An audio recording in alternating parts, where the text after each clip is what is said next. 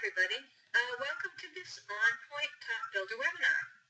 So my name's Tina Derby, and I'll give you a quick overview about OnPoint. OnPoint was founded in 1989 as OnPoint Software Consulting, and it began as a CPA firm headed by Mike Pazinski, who is a CPA himself. And Mike now, after 25 years, brings over 25 years of experience working with construction, real estate, service companies, and corporate owner developers.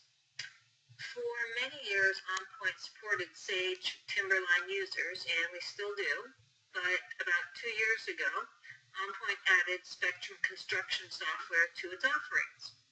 And one of the things that we really loved about Spectrum was that it has some fantastic products that are integrated very closely with it. And one of those products is Top Builder, which is a program that provides sales and marketing solutions for builders and construction sales professionals. So we've invited Eric at Top Builder Solutions to talk to you today about this super easy to use, really effective product. So, Eric, I will turn it over to you. Thanks very much, Tina. Hi, folks. This is Eric with Top Builder Solutions. It's a pleasure to be here, and we're really going to have a very quick, fast-paced webinar talking about how commercial construction companies can improve their cash flow by improving processes. That may sound pretty boring until you realize it makes you a lot of money. So, let's go through this, and this is being recorded, so if you'd like a copy of this to share with your team, simply contact OnPoint Software. Our agenda is fairly simple. We're going to be talking about some mistakes that some companies make and ways to avoid them, some ways to change your processes that are more geared towards not losing money, not leaving it on the table, and not losing leads in that funnel, if you will. And this is a flowchart that is really what people are doing today anyway. It's not nuclear fission, and salespeople look at this and they say, exactly, that is what I'm doing all day long. So if you ask your salespeople what they're doing, this is what they should be doing. Leads come in through whatever method they come in. You're working those leads. There's some sort of status change. Either they need financing and it's not really going to go through, or they continue. There's an RFQ, RFP, etc. There's processes, there may be some scope and discovery, etc.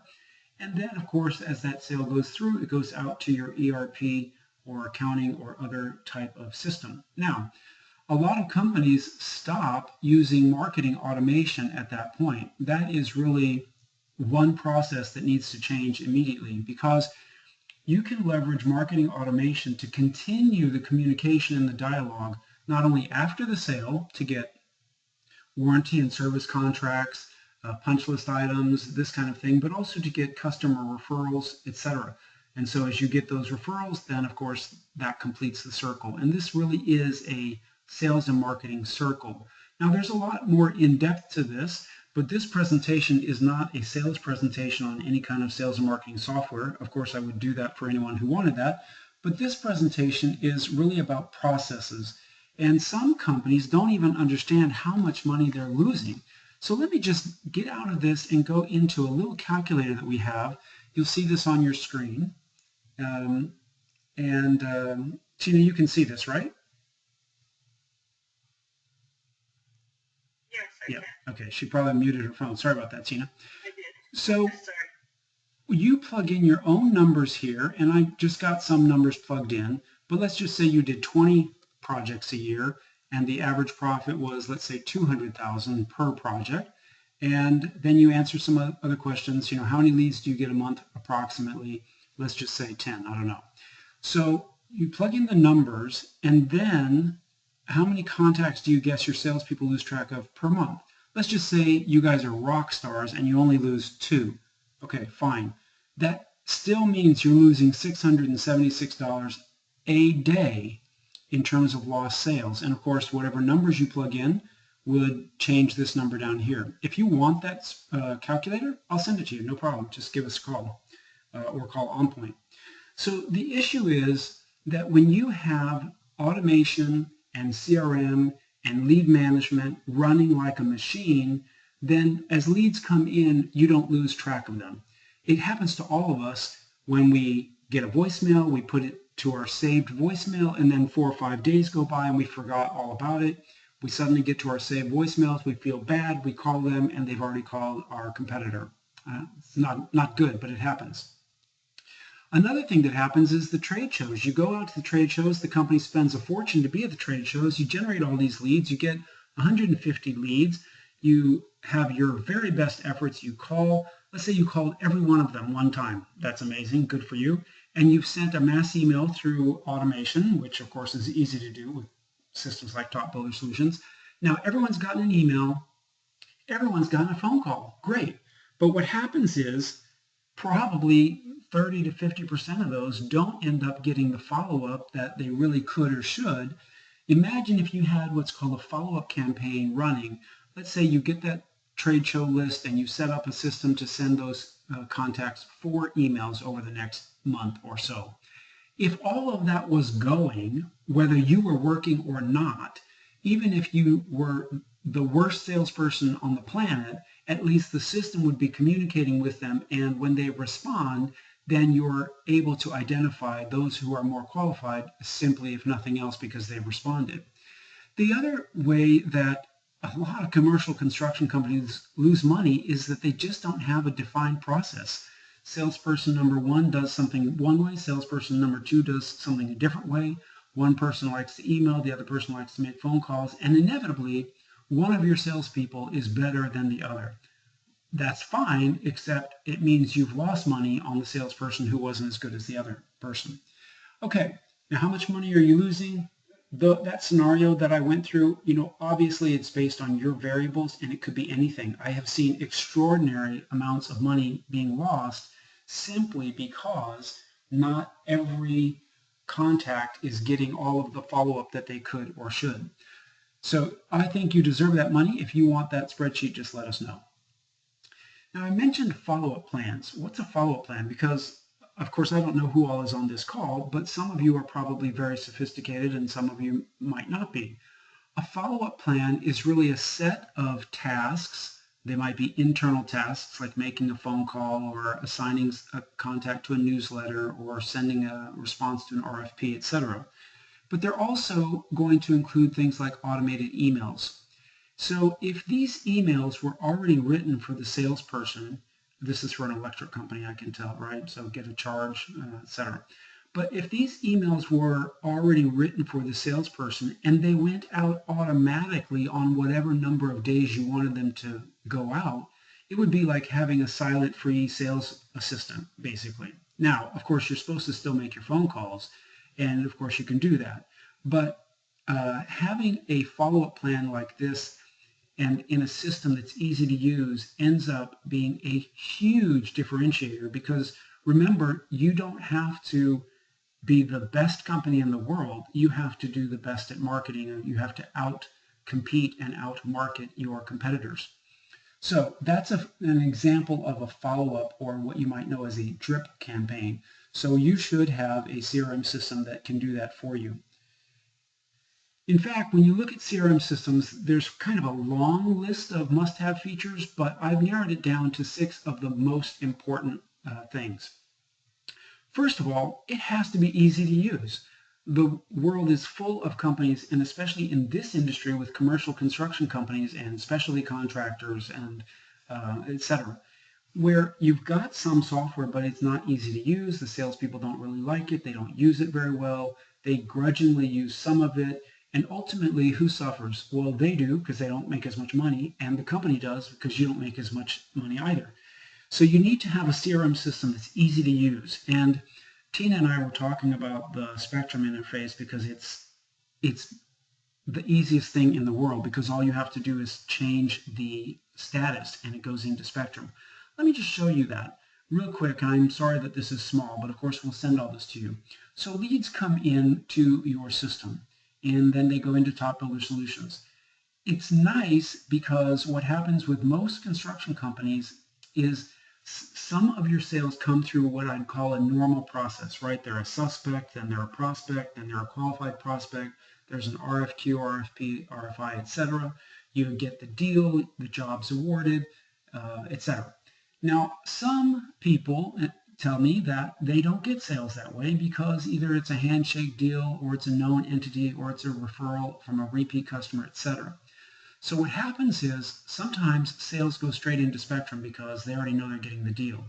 Well, in that case, when that job is complete, you want to push it back to Spectrum so that you can do lead management, mass emails, drip campaigns, all of that stuff. Put them to the newsletter because remember, your customers are not single revenue sources. Now, the other way, if it comes through Top Builder Solutions, then of course it's great to go into Spectrum and it automatically creates the job information if it's not already in there. So it's a very simple interface, and we can talk more about it anytime you want to see Top Builder Solutions. But let's get back to processes. So I mentioned there's some CRM must-have features, and easy to use is absolutely critical, but you've got to be able to track the source versus the contact method. If they call you or walk in or whatever, that's a contact method. But where did they originally come from? Was it a trade show? Was it a newspaper ad? Was it a radio ad? Because if you come to me and say, hey, we need more sales, I'm going to say, well, great. Where do we get the sales that we have? Where do I spend money to double my investment on my lead generation? Because if I've got 10 different lead sources, guaranteed some of those are not working for you and some of them are. And if you're not measuring it, then how do you know what to put more money into? You also have to have a status and a score or priority. So, a score can be a hot, warm, cold, 1, 2, 3, A, B, C, D, or you can get very sophisticated with it. And the status is, where are they in the day in the life? Are they at a prospecting stage? Are they at a contract, proposal, contract signed, warranty? What stage and status is that? You have to have a CRM system that's going to allow you to do automated emails in addition to mass emails. There's a difference there. Mass emails are to any segment of your database that you want. A drip campaign or a follow-up campaign is a specific email to a specific person based on where that particular lead, opportunity, or contact is in their day in the life of. And of course, the systems have to be unlimited. They have to provide custom reports because no system that I've ever seen, even if they have a world of reports, always you have to be able to create something because most companies want some variation that's different. Now, training and implementation, this is where companies get a big gotcha. They focus on the initial cost of the system as opposed to total cost of ownership. If training is unknown, let's just say it's $50 an hour anytime you call or $25 every time you call or whatever, how are you going to budget for that? Because you don't know how many times your users are going to call. So whatever system that you are working with, there needs to be some sort of methodology that you have so that there's no surprise investments downstream. Okay, I told you it was fast-paced. We're trying to get this in as quickly as possible. There are some mistakes that companies make all the time. Having done this for decades and having companies really effectively, profitably, and efficiently choose software, sometimes when you look at the work that you do on a day-to-day basis, some of you anyway, have certainly sold the wrong product for the intended solution. In my own personal life, a residential builder many years ago, it's easy to sell a gas stove when there's no gas pipeline. Or you sold the product for the wrong price because you didn't have a pricing model that was updated. Now, of course, if you have Spectrum, this is hard to do. Easy to fix that kind of a problem. Or you spent time finding answers. You were fumbling through filing cabinets. Somebody didn't know what the pricing was. You were afraid to quote the price. Now you've just spent 2 hours messing around with something. And, if you make $50 an hour, that 2-hour time just cost you $100, not to mention the company and so forth. And if you've ever entered data twice, there are companies all the time. They're entering data in one system, then they've got to export it and import it into another system. And even if they didn't make any mistakes, which of course they probably did, even if they didn't, they're still spending time to enter that data twice. So it's important that you have a system with an interface, if at all possible. And if that's not possible, then it has to be an easy export-import process. Okay. And especially you don't want two people doing the same thing. That's obviously not effective or efficient. Now, in terms of buying software, I mentioned earlier that companies look for the cheapest option. Well, that's a big mistake. You should look for the best, highest return on investment. It has to be easy to use. The decision to buy that CRM needs to be made in part with the actual decision maker, but also in part with the people who are going to use it. And Tina and I were talking about the interface to Spectrum because it's so easy. Everybody wants plug and play, right? Of course, there's always some amount of training, but in terms of CRM software, which is doing sort of that front end lead management, moving suspects to prospects to buyers, that's a very simple, should be a simple part of the day in the life of. Now, Spectrum and all of these other things that you're doing are more complicated, but in terms of CRM software, it needs to be really easy. And the number one mistake that people make is they don't ask enough questions or they don't ask the right ones. When people ask me, one of the smartest questions they can ask me is, what questions have I not asked? And, our corporate culture is different than others. We just flat out tell them, well, you should be looking for this, that, and the other thing. So those are just some of the common mistakes to avoid when you're buying software. Now, let's talk about formulas, lead management and marketing formulas. If you tell me you want to increase your sales from 50 to 100 projects, and the simple answer is great, I'll just go out and double everything. I'll double my lead generation. I'll double my investment to these lead sources. Well, that's obviously pretty amateurish, right? Because not all of your lead sources are providing the same benefit. And whether you get your business through web leads and web visitors or walk-in or trade shows or whatever the case may be, you need to know your formulas. If you're not measuring it and tracking it, how do you know where is your best investment to put more money in? And then just like your formulas, if you've got processes, let's say you've got 2 salespeople, you've got automated follow-up campaigns, you've got a whole set of maybe content items like contracts, addendums, change orders, all of these things in the system, then it's very easy to go add a third salesperson because they can just start doing the things that you have been doing. If you're flying by the seat of your pants, you have different salespeople doing things differently in different ways, then it's really quite a different formula to replicate that because you're going to have to go back and figure out what's working well and what's not. The cash flow tunnel. Cash flow is always what you need first before you get profit. There's always a break-even point. Let's just say you're going to do 20 projects this year. Well, you need to do some number of projects just to pay for the company, just to keep the doors open. So you're technically not making any profit on some number of projects that you do. There's a break-even line. You might have cash flow from them, but ultimately you don't have any profit until you do a certain number of projects. Let's just say your break-even is 10. Well, if you're doing 20 and your break-even is 10, then the profit amount you're making on the next 10 is much greater than that cash flow that you're making on the first 10. In any case, one of the things that I tell people is get your team on board before you onboard your team because this formula that you are seeing in front of you, you really need to know that. Again, if you're asking me to double the sales, how am I going to do that? Well, I have to know how many pending sales it takes to get one sale. And I have to know how many qualified leads do we have to get to one pending sale. Once I know this formula, once you know this formula, which a CRM system can pull for you out of the reports, then it's really much easier for us to start increasing our sales. And I would challenge you with this. The biggest loss that a company has in many cases is the lost deals that they never close. So let's just say you're closing 20 deals a year. Great. Or 50 or 100 or whatever the number is. What if you could close 20 more? What if you made $250,000 on a project and you could just make one more deal a year? Well, look, even if you're a millionaire, $250,000 profit is money to be talking about.